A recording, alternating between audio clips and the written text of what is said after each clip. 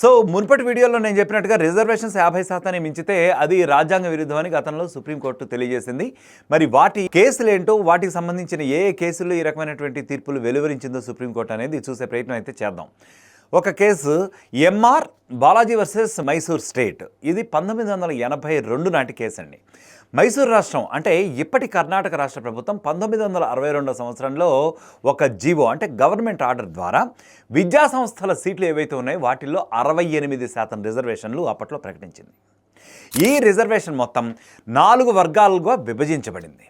వెనుకబడ్డ కులాలకు 28%, అలాగే ఎక్కువగా వెనుకబడిన కులాలకి 22%, అలాగే ఎస్సీలకు 15%, ఎస్టీలకు 3% రిజర్వేషన్లు అమలు చేయాలని చెప్పి అయితే నిర్ణయించింది.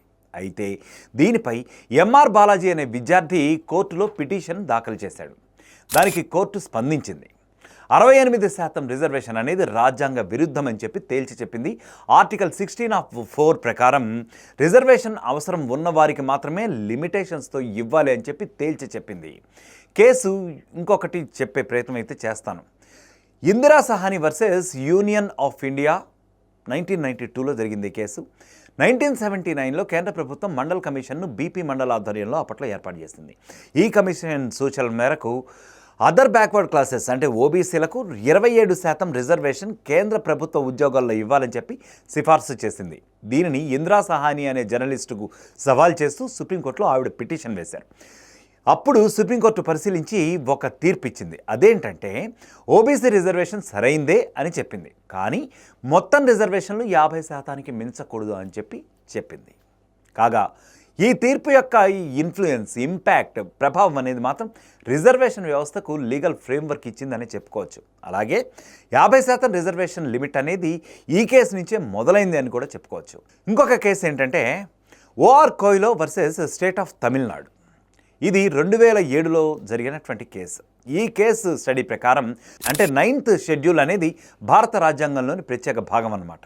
దీన్ని 13వ రాజ్యాంగ సవరణ 1951 ద్వారా చేర్చడం జరిగింది. అయితే దీని ఉద్దేశం ఏంటంటే కొన్ని ప్రత్యేకమైనటువంటి లాస్, చట్టాలు అంటే భూ సంస్కరణ చట్టాలు, రాజకీయ రిజర్వేషన్లు వంటి వాటిని న్యాయ సమీక్ష అంటే జ్యుడిషియల్ రివ్యూ నుంచి రక్షించడం కోసం ఉంచబడ్డాయి అని చెప్పి చెప్తోంది కోర్టు. అంటే కోర్టు పరిధి నుంచి కాపాడుకోవడానికి ఈ 9వ షెడ్యూల్ అన్నది ఉపయోగపడుతుంది అని చెప్పి కామెంట్స్ ఉన్నాయి. అయితే ఇక్కడ జరిగినటువంటి ప్రమాదం ఏంటంటే కాలక్రమంలో చాలా రాష్ట్రాలు రిజర్వేషన్ లాంటి వివాదాస్పద చట్టాలను 9వ షెడ్యూల్లో చేరుస్తూ వచ్చాయి. మరీ ముఖ్యంగా తమిళనాడు రాష్ట్రం అయితే 69% రిజర్వేషన్ చట్టం అమల్లోకి తీసుకొచ్చింది 1994లో. ఈ విధంగా సుమారు ఇప్పటి వరకు 300కు పైగా అంశాలను 9వ షెడ్యూల్లోనే చేరుస్తూ వచ్చారు. అయితే ఇందాక నేను చెప్పాను కదా కేసు, ఐఆర్ కోయల్ అనే పౌరుడు దీన్ని సవాల్ చేస్తూ సుప్రీంకోర్టులో ఒక పిటిషన్ వేశాడు. దీనిపై స్పందించిన సుప్రీంకోర్టు 9వ షెడ్యూల్లో ఉన్న చట్టాలపై కూడా ఇంప్లిమెంట్ చేయవచ్చు అని చెప్పి చెప్పింది. అలాగే 24 ఏప్రిల్ 1973 నాటి ఒక కేసు చూద్దాం. ఇది కేశవానంద భారతి తీర్పు. ఈ తేదీ తర్వాత 9వ షెడ్యూల్లో చేర్చిన చట్టాలు ప్రాథమిక హక్కులకు వ్యతిరేకంగా ఉన్నట్లయితే వాటిని కోర్టు తిరస్కరించవచ్చు అని కూడా తెలిపింది. అంతేకాకుండా రాజ్యాంగంలోని ప్రాథమిక హక్కులకు ఏ ఇబ్బంది కలిగించే ఎలాంటి చట్టం చేసినా కానీ అది చెల్లదు అని కూడా తేల్చి చెప్పింది కోర్టు. అయితే ఇప్పుడు తెలంగాణలో ఉన్న రిజర్వేషన్స్ గురించి ఒకసారి గమనించే ప్రయత్నం చేద్దాం. ఎస్సీలో 15%, ఎస్టీలో 10%, కానీ ఇది 6% మాత్రమే అమలవుతోంది. దీనిపై 2017లో 6% నుంచి 10%కి పెంచేందుకు బిల్లు చేశారు, కానీ కేంద్రం మాత్రం ఇప్పటి వరకు కూడా ఆమోదం తెలపలేదు. ఒకవేళ ఇది అమలైతే 10%, లేకపోతే 6%. ఇక బీసీల విషయానికి వస్తే 29%, ఈడబ్ల్యూఎస్ 10%గా అమలవుతున్నాయి.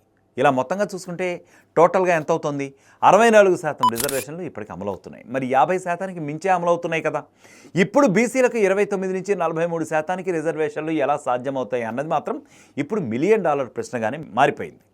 ఇదే విధంగా మహారాష్ట్రలో చూసుకుంటే 70%, రాజస్థాన్లో 54 నుంచి 68%, జార్ఖండ్లో 60%, బీహార్లో 65%, ఛత్తీస్గఢ్లో అయితే 76%. ఇలా రిజర్వేషన్లన్నీ అమలు చేయాలనుకుంటున్నారు. కానీ ఈ రాష్ట్రాలన్నింటిలో ఒక తమిళనాడులో మాత్రమే 69% రాజ్యాంగబద్ధంగా రిజర్వేషన్స్ అమలు జరుగుతున్నాయి.